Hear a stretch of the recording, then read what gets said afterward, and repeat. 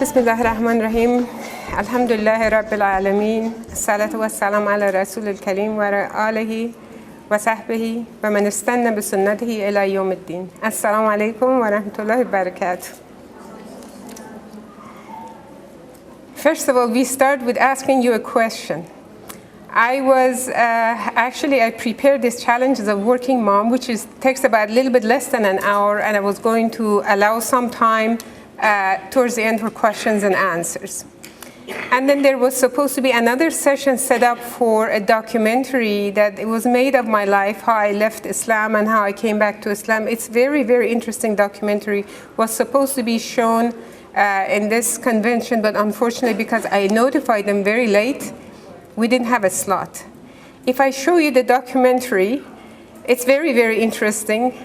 That means the challenge of working mom, I have to really crush it to half an hour, and we will not have any time for questions and answers. I want to let you choose what you prefer. I could just give you the presentation on this without the documentary, finish it less than an hour, let you, if you have things you want to ask and discuss, then we have the time for that.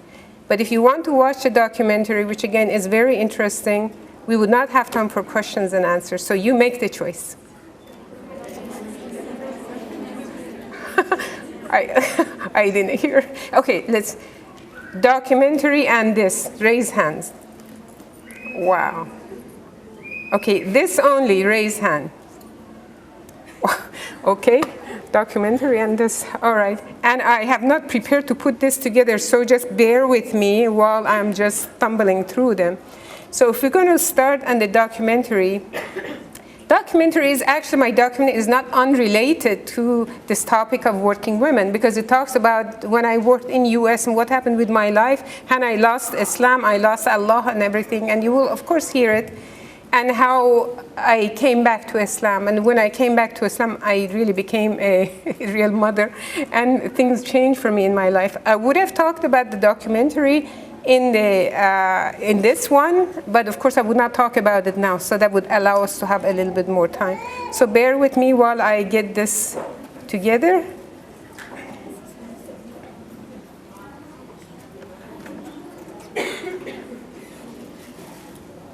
My name is Raya Shokatfard. Welcome to IRL Radio. I would like today to talk to you about my journey back to Islam. This is not an ordinary story, and it's a journey that's very difficult and also very easy. It all depends on how you look at it. Please join me while I'm walking through this journey with you. Thank you.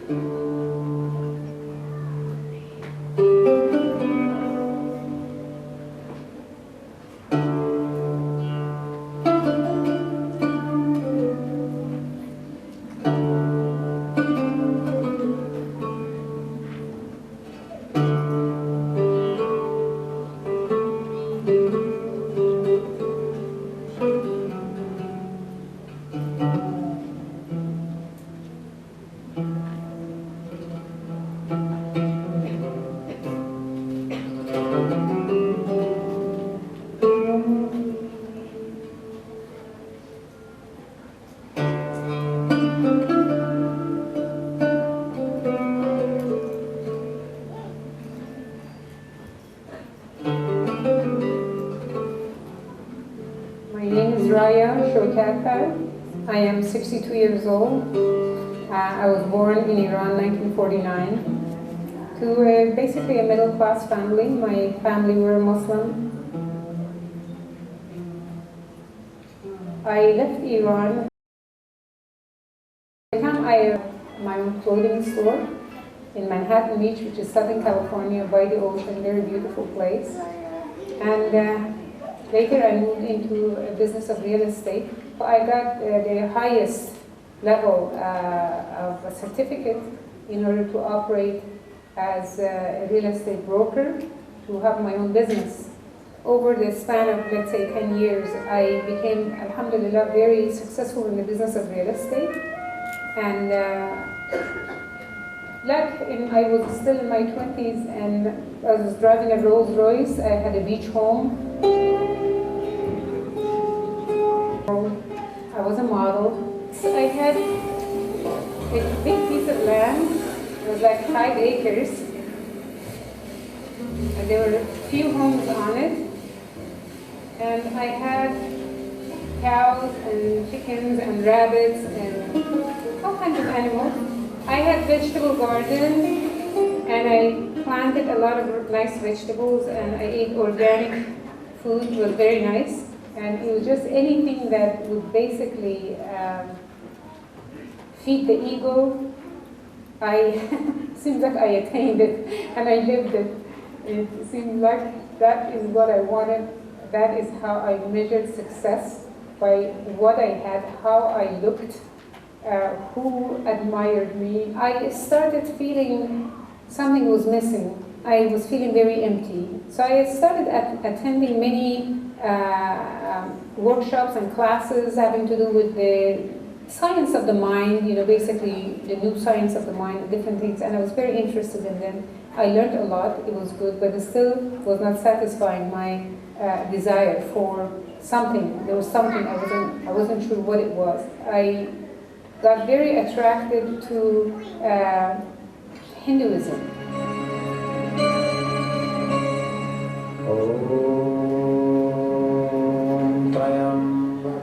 There was something about them that it really attracted me. There was some peace within their behavior that I really was interested in. They worship many gods. It seems like I could never do that. I was looking for God. I was really desperately looking for God. But I didn't find God there. So I knew I had to move on and look for God. So what I got attracted to most next was Buddhism.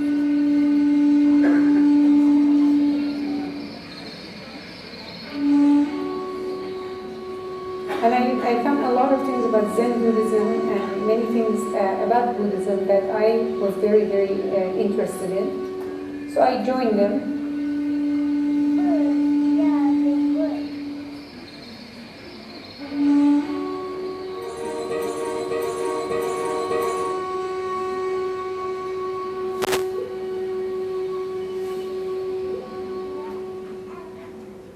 After the Hinduism and after the Buddhism practices and my disappointment with it, it seemed that I got attracted to the New Age movement. New Age movement, before I started searching, and many years later, up until today, is probably the biggest movement.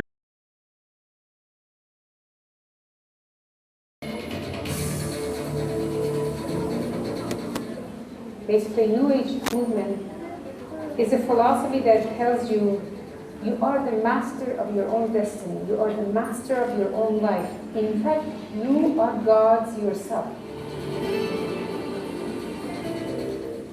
There were many elements about this I liked, except the part of believing that I was God. I just didn't dare to think this way, but occasionally I would think that I have this power to do whatever I want, and I could be the master of my own destiny.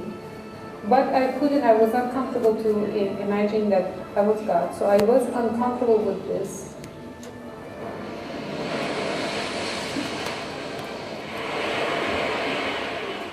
When I came to Christianity, I found this different, and I found it so close to my own culture, how I was raised with.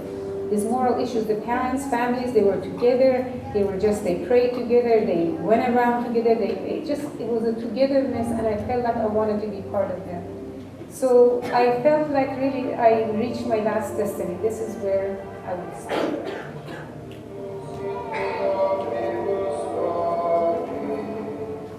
So for 7.5 years, I went to church. I studied the Bible, I studied with them, I was teaching the Bible, I was doing many things with them, except for one thing. I could not subscribe to the ideology of Trinity.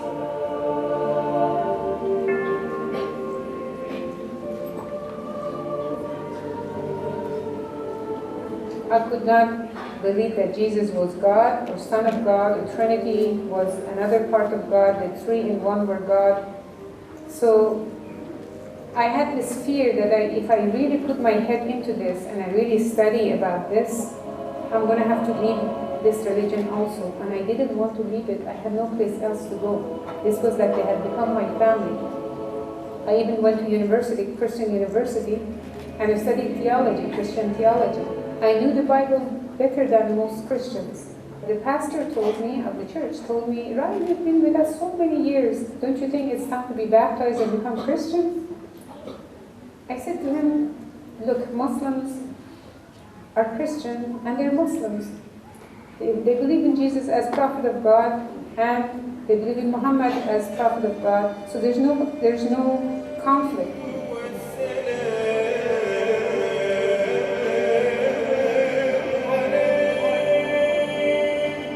I don't need to become a Christian. I can still keep my identity as a Muslim and still go to church. He said, no, it's not like this.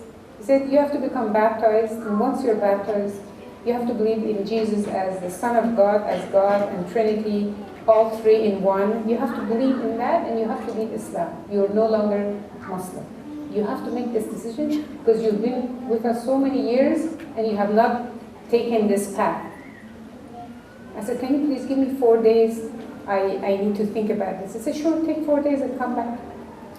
So I knew I had this Quran that I had bought when I married my husband, and it was in English. I had never opened it up. At the time, I left my kids with my ex-husband. At the time, we had separated. And I took the Quran and the Bible, and I went to the mountains, and I checked into a very remote motel, and I prayed to Allah.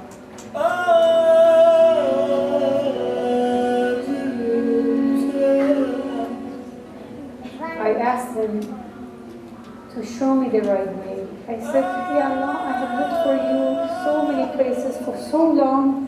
I went from Hinduism to Buddhism to New Age to Christianity, so many schools of thoughts. I looked for you and I didn't find you there. And I'm looking for you. I need to be with you. I need to be near you. Please show me. I have these 2 holy books. These are the last thing that I have left. And I had thought after Christianity was the end, I had no place to go. But then I remembered that there was still Islam that I had completely forgotten about. I opened the Quran. The first thing I looked at was Surah Al-Fatiha. Started with Bismillah ar-Rahman ar-Rahim. In the name of Allah, the most gracious, most merciful. When I read this, my heart opened up. I imagined all the books that I had read, religious books that I had read. I don't remember reading anything that started with the name of Allah. So something happened to me. I had some, it seemed like a shock, but in a good way. So I moved on to the next sentence. Alhamdulillah Rabbil Alameen. Of course, I am saying that now, but now I know Arabic a lot better. At the time, I read only in English. Praise be to the Lord of the universe. And I started thinking, how many lords I sat in front of them, that all these people worshipped, but they were not the Lord of the universe. And I felt that I am in front of the Lord of the universe. Something was happening to me.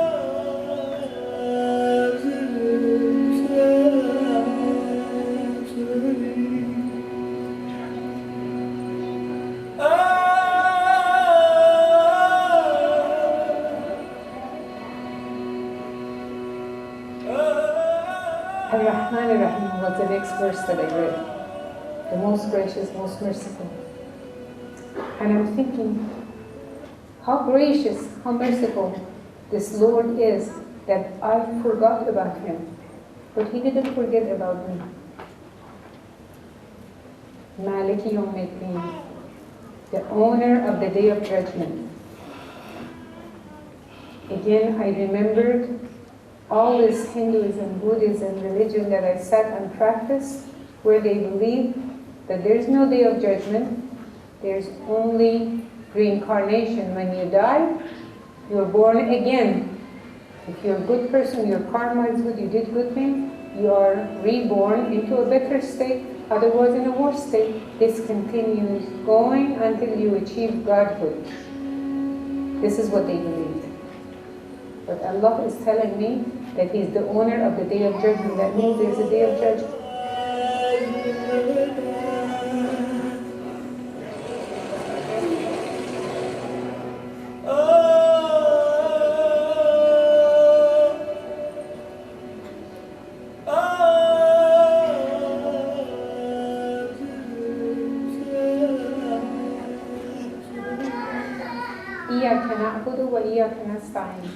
You alone we worship, and your aid do we seek.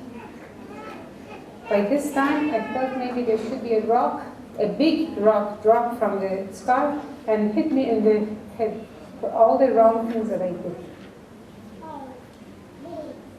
Because Allah is showing us, teaching us to ask Him and say, you alone we worship, and your aid do we seek. How many places did I go? How many gods and people and religions did I go to seek their aid? How many did I do? And Allah is telling me only He is the only one who should ask. So I am starting to tremble. My body is like I am completely in a different planet. The next verse is talk about اهدنا الصراط المستقيم. Guide us to the straight path. Guide us to the straight path. And I started thinking that He is answering my dua because I've been looking for the straight path. All this time I'm asking Allah to guide me the straight path, but my own mind is telling me, study this religion and this religion, all this religion. But at the end, I am asking Allah, guide us to the straight path, and He is bringing me to the straight path.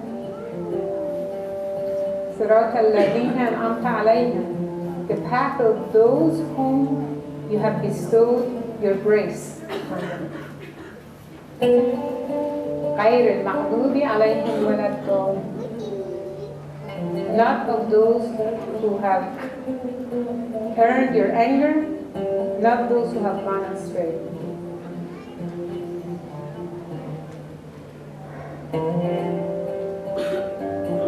When I read this last verse, I passed out. I don't remember whether I was gone for 1 minute, 1 hour. I have no recollection of time, how much time passed.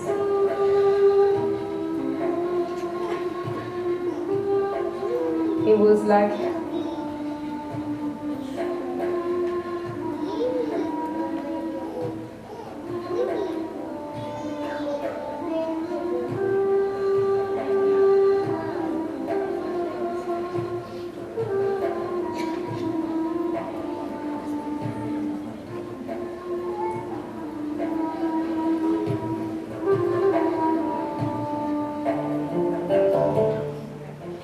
a lost child that found her mother.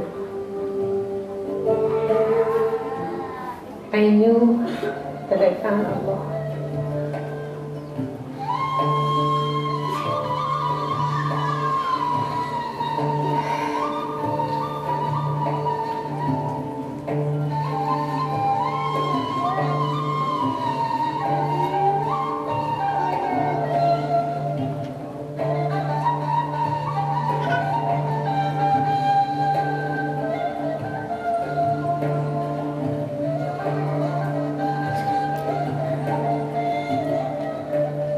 Back to the church, and I thanked the pastor as I came to thank you for asking me to be baptized. He was very happy. He said, okay, good, I'm so glad. Are you ready to be baptized now? I said, no, I'm ready to go back to Islam. And he said to me, sadly, he said, I will pray for you. And I looked at him very happily. I said, I will pray for you also. So this is how that episode ended.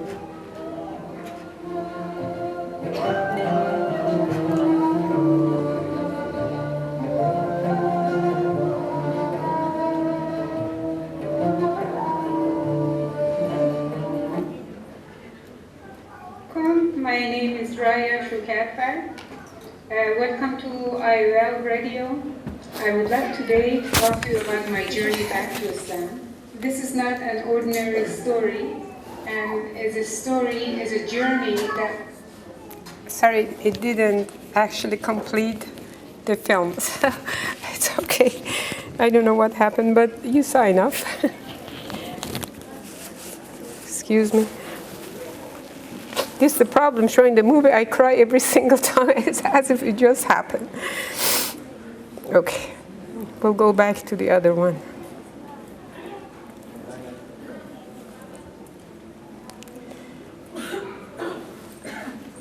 Actually, you know, this has come so... I did. It's there. It's gotten kind of disorganized now, so I don't want to just leave you in the middle of this and suddenly start this. I want to talk about a little bit more about my life and what has happened and what actually transformed me from a hardcore business woman into a more spiritual person. And I think it's more important to talk about personal life than giving you a lecture. You agree? Okay. Thank you, honey. As you saw here, you know, I had, like in my youth, in my 20s, I had everything money could buy. You know, I worked very hard. I studied, I worked hard. We had family business, I had my own business. And it's just my life was about working and having more money and having a Rolls Royce and having a beach home, having all that stuff. And I was not married then.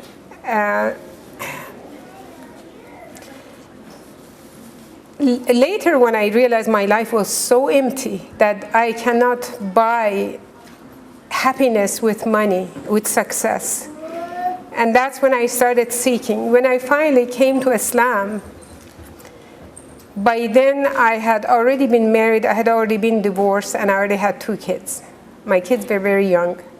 My husband embraced Islam. He was American, but he never practiced, and at the time I also didn't practice. All I knew was I had to marry a Muslim man. So that was my first mistake for the ones of you that are seeking marriage. But you, mashallah, you're all in a Muslim country. So that is not an issue. So my kids were young when I came to Islam. My problem was that I never left them. I didn't go out to work. I brought work home. I brought my work home. So what that did, it really made me like into a very nervous mother.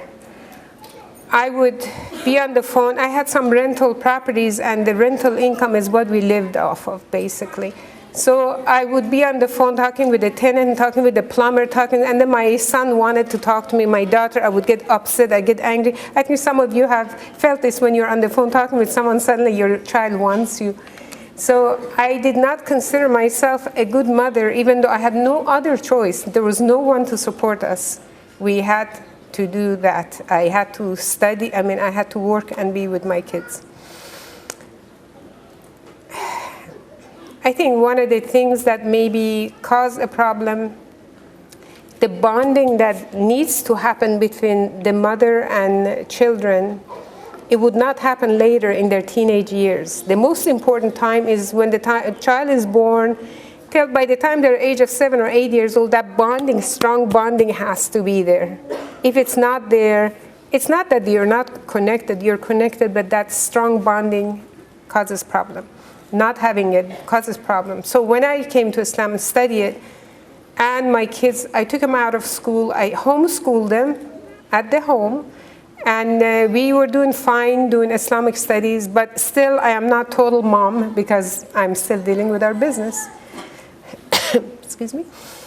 And my kids, when they went to, my daughter left me at the age of 15 to her father's house because she didn't like Islamic restriction, because all the time the father is telling her, get away from this. Society is telling her you're being abused. It's just like the US is like this, unfortunately. When you don't have a Muslim home, this is the problem.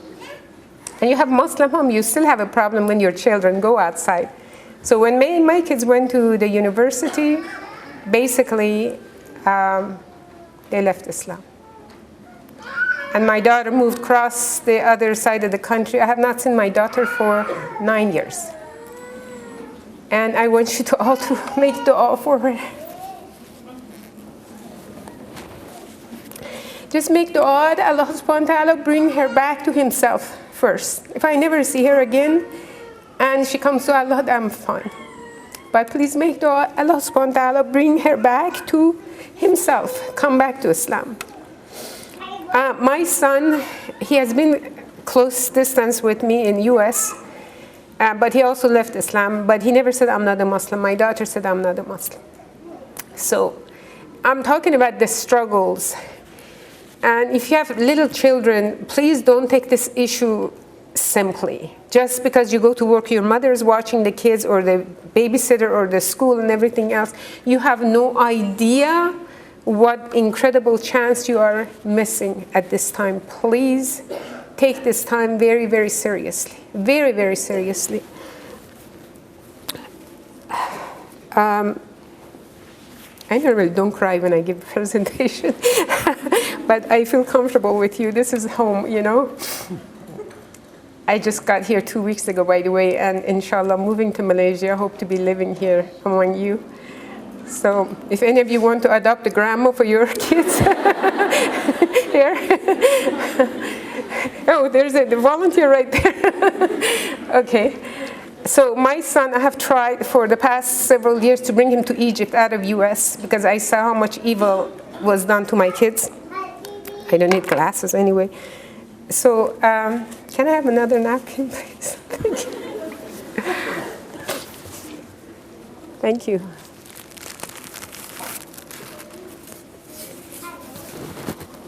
I tried. My son came to Egypt for 6, 7 times, and he just didn't like Egypt, just didn't like Egypt, because he's not connected that much to Islam at all anymore. And I was hoping he would come to Egypt, and so that in Egypt, you cannot get away from Islam. Islam is staring at you in the face, no matter where you go. You hear the adhan everywhere. It's here, I see Islam, but I see everything else also. You have to, here almost, you have to look for Islam, I find. In Egypt is everywhere. The ulama is everywhere. The scholars, the schools, everything is everywhere, right in front of you. He didn't want to come. And I said, I'm getting older. I want to live near you. And he said, Mom, I want to live in the tropical country and by the ocean. I said, I have to live in a Muslim country. So the only country that qualified for this was Malaysia.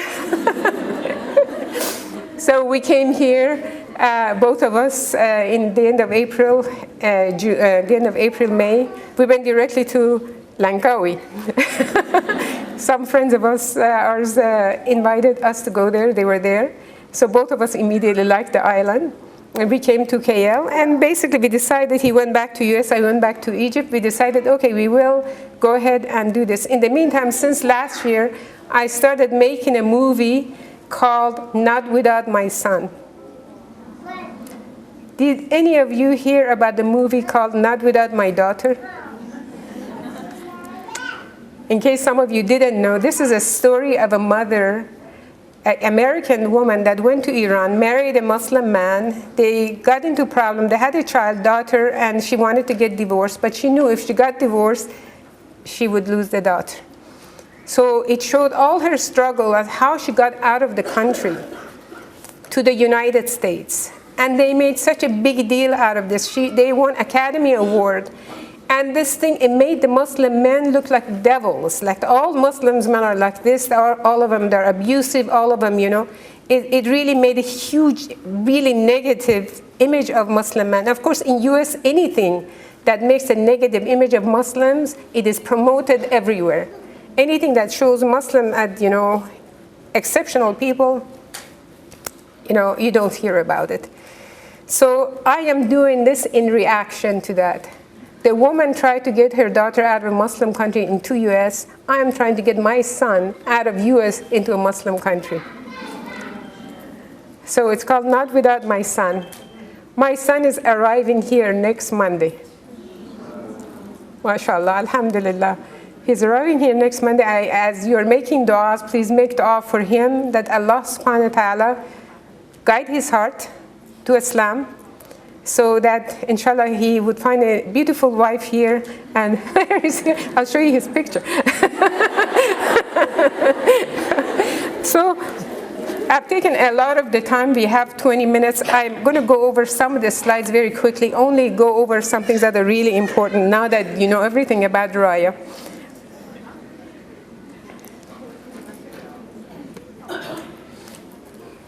I mean, this is my car when I got married. This is how hafty I was.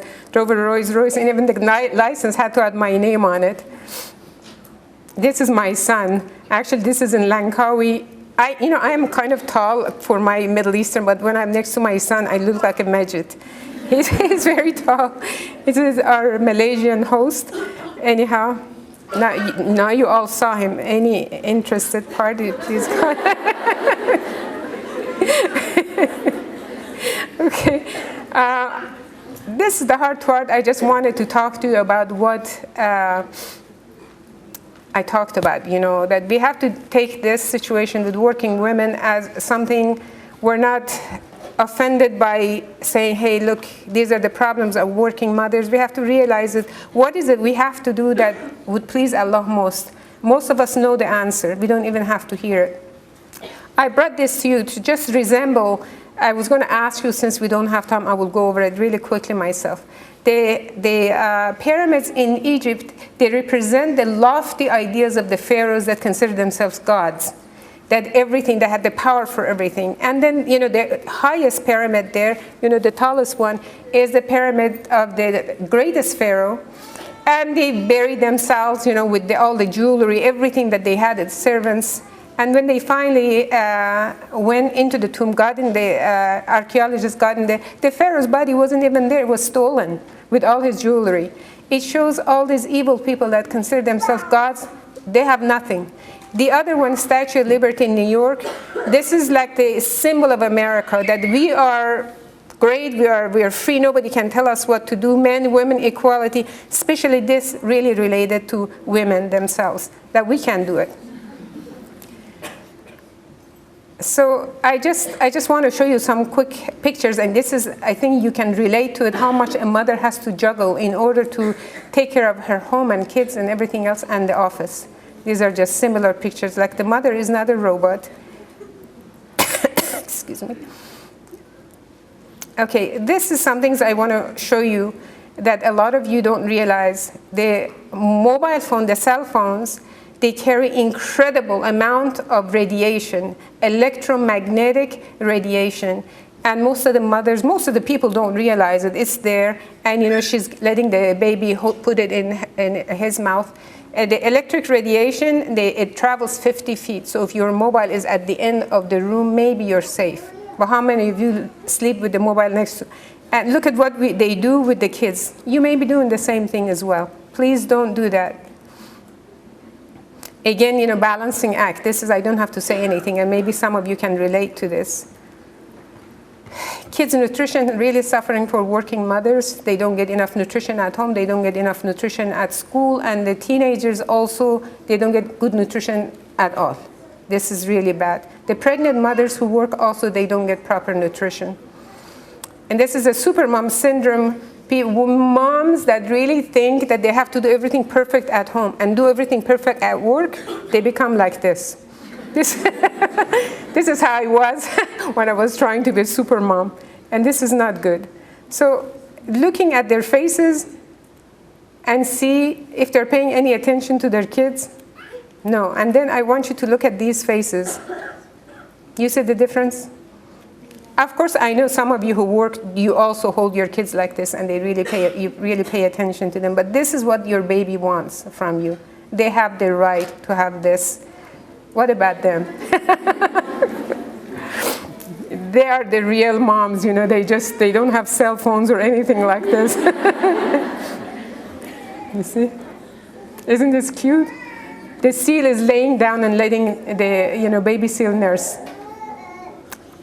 resemblance. You see, that Allah subhanahu wa ta'ala has put in our hearts the love for our children, whether we are humans or animals. This is just fitr. I love Malaysian babies. Please, I need to have one. Anybody has an extra one you don't want, just I'll take one. I did a research in United States. Again, let's see, what time do we have? Oh, we still have a little bit of time. I did a research for 20 years in United States since I had all these problems raising my own kids myself. I did this research. The percentages are basically approximate. 30%, they had to work. They had no other choice. 20%, they did not need the money but liked to work. And 50% needed the money for better life and wanted to work.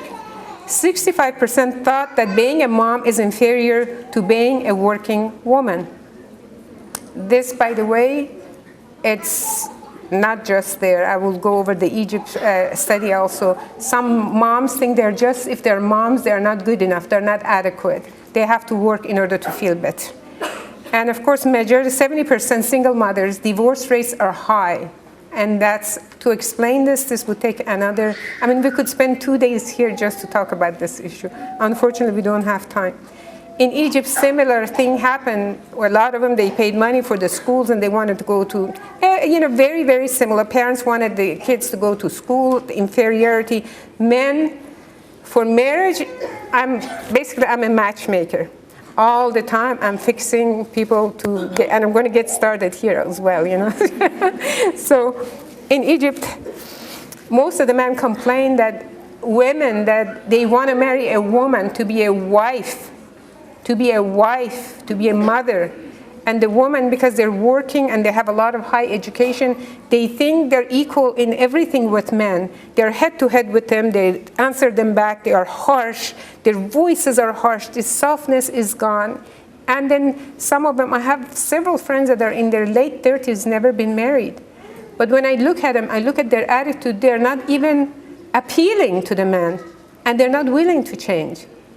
Unless they change, nobody's, and of course, if anybody doesn't pray, doesn't practice, I'm not a matchmaker. Go find yourself somebody else. By the way, all of you should be matchmakers. All of you. Because if you help people come together and get married, this is sawab. This is ajr from Allah subhanahu wa ta'ala. You have to do it and you have to be active in it. So inshallah, all of us would succeed in this. This is again feminism syndrome. This is what has killed us. And it really has gotten to the Muslim countries. It's really affecting us. And I just want you to see what Allah has to say about this. As it says, and women shall have rights similar to the rights against them according to what is equitable. But men have a degree over them, and Allah is exalted in power.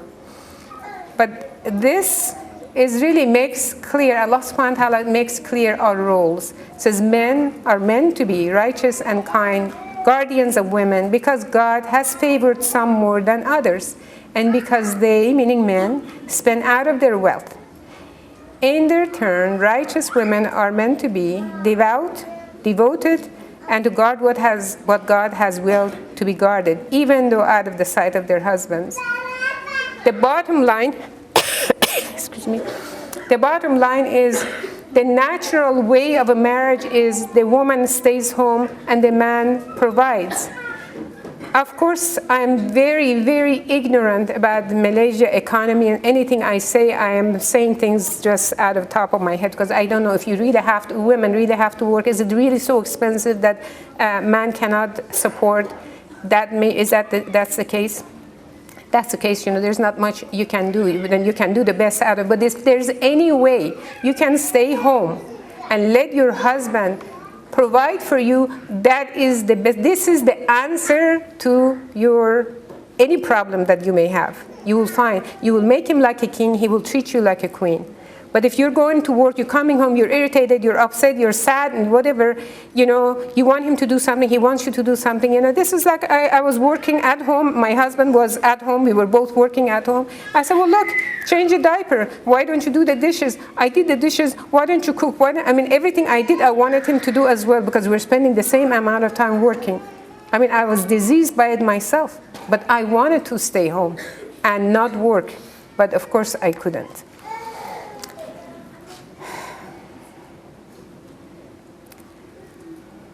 Okay, these are some of the reasons why, people work, women works, is need the money or need the career or maybe need both. Work for enjoyment, success, or for freedom, or for power. Work because you enjoy having a fulfilling occupation and paid for school and guilty and you have to work. So the question is, do you really have to work? Do you have the desire to work? Is that desire stronger than taking care of your family? If yes, re-examine causes. Are you unhappy with your husband? Is he unhappy with you? Are you working so that you can find a husband? Well, that's a good, why not? But once you find him, just make the condition that once we get married, I'm staying home. Okay. This is a study in US, 60% of the kids under age of 6, they develop slower cognitive development with working mothers. And also children that are under the age of 7 go to school, they basically develop faster, but in the teenage years, they experience burnout and they have stronger sexual desire ability because they develop really faster. Teenage pregnancy, I mean, this is such a mess. If I talk about it in US, you cannot imagine what's happening, and nobody realizes what they're doing wrong. So if you have to work, 5:15, okay. Did you want me to quit sooner so you can ask questions, or would you like to hear the rest?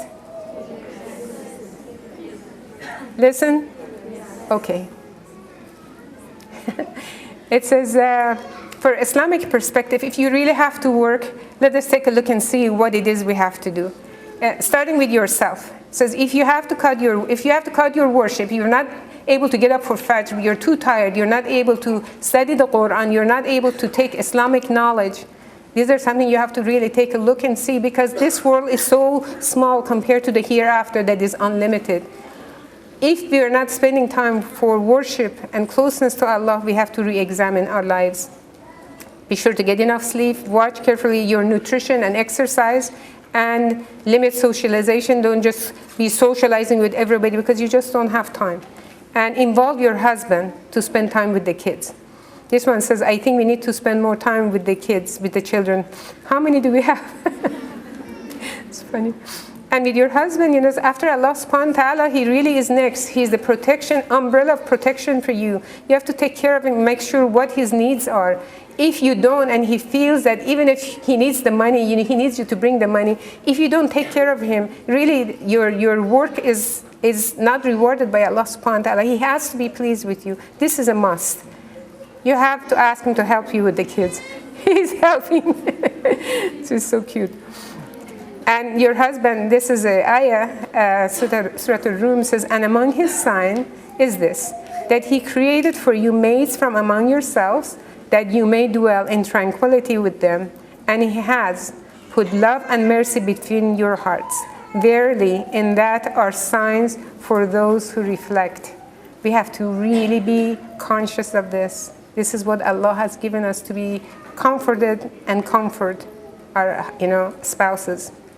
With your kids, you have to let them know they're special. Even though you do everything for them, buy them gift and everything, this doesn't mean anything. Show them that they're special with your action, your behavior, your treatment of them. You show them that. And don't show them, if the kids, they don't get things in a positive way, they would do it in a negative way to get your attention. Don't let that happen. And they don't really understand why you work. They don't care. All they want is you. So take extra care for their nutrition and their Islamic education, and also it's very difficult to switch hats. This woman is saying that, oh, I'm sorry, I still have my raising kids head on, let me just switch to my working head. It really is hard to switch heads. Do not bring work home or work at the home if you have children. You will be a Raya. So try to take your vacation time, even if you don't go on vacation, take the vacation time, spend it with your kids. And if you cannot handle all of this, so you have to see and you have to decide. This is interesting. It says, the money I make working pays for a better life for my child. The other one says, my child has a better life if I don't work. It says, I have a better life because I don't have a child. The other one says, Life would be better if I had a child. This last thing is that, can you maintain your Islamic dignity at work? Are you able to wear hijab? Are you able to dress properly? Some women here, I don't know about here, but like in Egypt, a lot of women, they just take off hijab. A lot of employers do not hire women that wear hijab. And some women dress really tight, improper clothing to just be among the norm at work. Hijab, of course, is one of the most important things. Without hijab, a woman is basically, there's a hadith that Allah subhanahu wa ta'ala says a woman without hijab is naked in front of Allah subhanahu wa ta'ala. And the last thing, this is just a gift for you about hijab.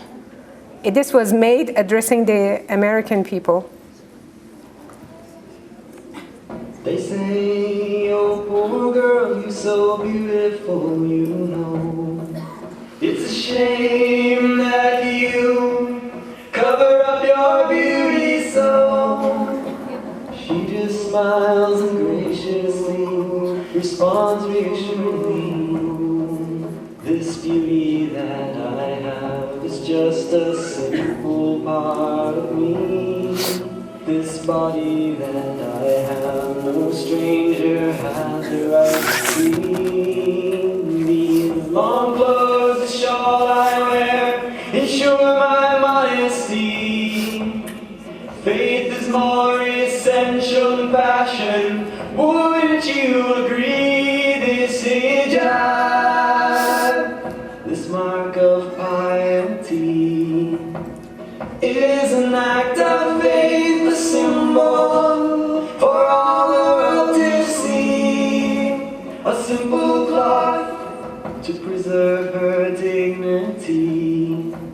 So lift the veil from your heart to see the heart of purity. They tell her, girl, don't you know this is the West and you are free.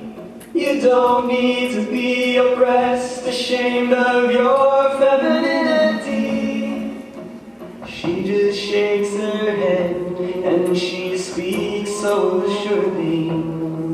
See the billboards and the magazines that line the checkout aisles with their phony painted faces and their airbrushed smiles.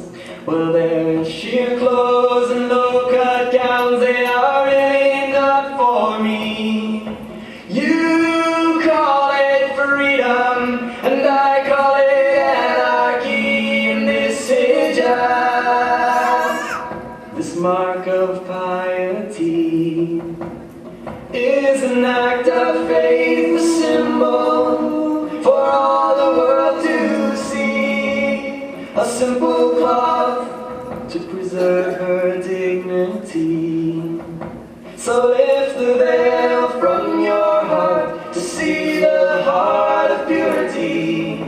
Lift the veil from your heart to see the heart of purity.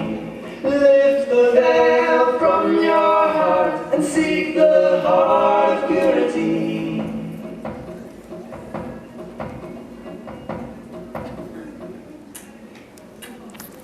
Thank you very much. We were able to make it both. We have about, well, we actually don't have about anything. So maybe one question, that's it. If there's anybody has just one question, I can answer that. Otherwise, we have to empty the room for the next. Yes? Alaikum assalam.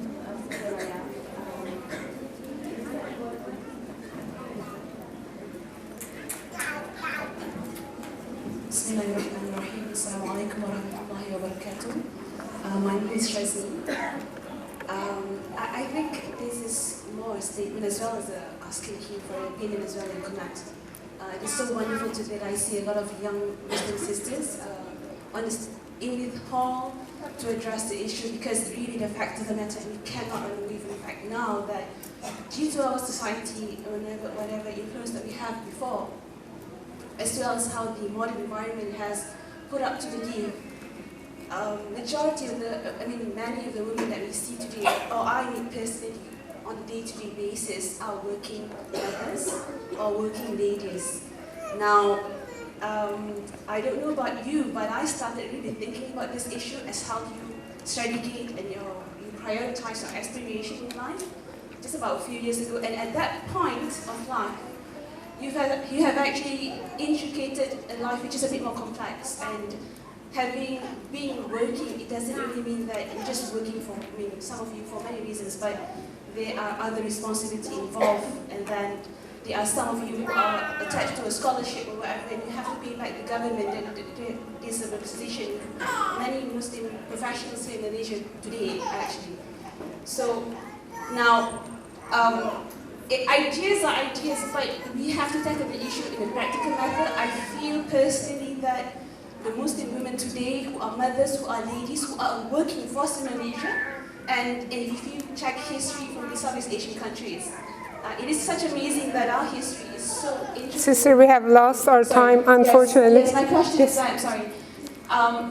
Do you have any practical solution for this? Because this is going to be endless. You don't have support. Some of the husbands or the wife and the members of the men don't really understand where we are, how we segregate the aspiration that we have. So what is your take-home message to all the young ones, the ladies right now, as to segregate their aspiration, and what are the practical solution that you have or you suggest? Okay, I got it. It just, since we don't have time and we have to empty the room, I can only say one thing that you cannot possibly go wrong is bring yourself closer to Allah, really purify your intention with Allah, get closer to the religion, and just seek Allah for, because every one of you would have a different problem and there's a different solution, but there's one solution that works for all, and that is seeking Allah to help you and guide you, and all the time ask Allah, purify me in the way that you want me to be. Let me be the kind of person you want me to be. Change me, break me, and rebuild me the way you want me to be. When you keep asking this, you yourself subconsciously know whenever you're doing something wrong, you know what is wrong. So may Allah protect you and guide all of you, guide all of us to reach and meet in Jannah, inshallah. Assalamu alaikum wa rahmatullahi wa barakatuh.